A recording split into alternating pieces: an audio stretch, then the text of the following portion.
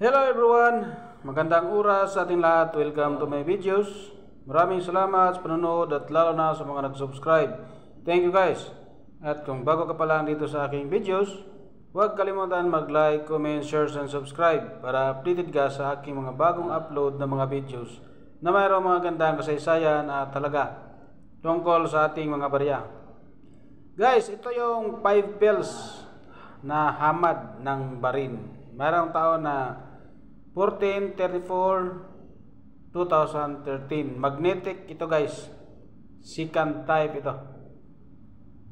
So bago tayo magpunta guys doon sa ating mga selling online guys, dahil talagang napakataas ang bintahan doon sa ating selling online sa eBay at sa Carousel. Tapusin muna natin ang kanyang features guys, dahil napaka-importante rin, napakaganda rin guys na malaman natin ang tungkol dito sa baryang ito guys ng barin. Ito ay napakagandang koleksyon para sa ating mahilig sa mga barya. So ito yung features niya guys. Ang features niya is sure ay barin King Hamad bin Isa Al Khalifa. Mayroong taon na 2002 kanyang date. Type naman ay standard circulation coin. May year na 1431, 1443, 2010 hanggang 2022. Kalendar naman ito guys ay Islamic Hijri. Ang value 5 fils. Sa Pilipinas guys ay nagkakalaga lang ito ng 0.78 centavos. Ang currency naman ito ay dinar. 1965 ang kanyang date. Composition ay brass plated steel. May timbang lang ito na 2.5 grams. At 19mm naman ang kanyang thickness. 19mm ang kanyang diameter at ang kanyang thickness naman ay 1.3mm. Ang shape ay round, ang technique mild. Orientation middle alignment.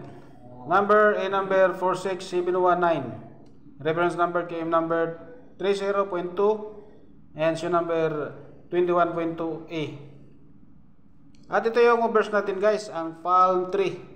Within the inner circle, the country name in the Arabic and English, and the Islamic and Gregorian dates in English. Meron siyang script na Arabic and Latin. Ang lettering naman ay Arabic words 1434-2013 Kingdom of Bahrain. At ito naman yung likuran natin guys, ang reverse, ang numeric denomination, back of the box denomination within the circle surrounded by chain border. Meron din siyang script na Arabic at ang kanyang lettering 5 denomination at Arabic words fils. Ang translation guys ay 5 fils.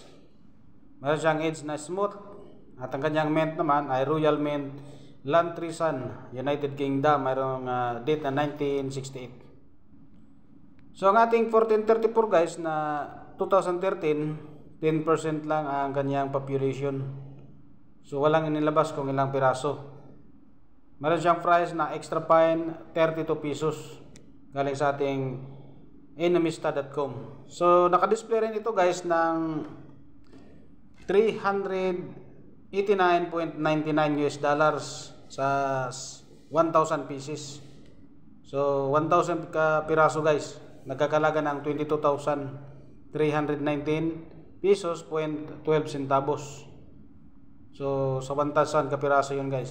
So meron din guys na naka-display rin doon sa ating eBay na isang piraso lang, nagkakalaga ng 10,873 pesos 12 centavos. So napakataas ang ating displayhan dito sa ating selling online sa eBay guys. So kung mayroon kayong mga ganitong coins guys, ay napakaganda kung lagyan nyo ng ipag-grading nyo guys sa ating mga grading professional na numismatist tungkol sa ating mga barya. So yan guys ang mga nakuha nating informasyon tungkol dito sa ating 5 fils ng barin.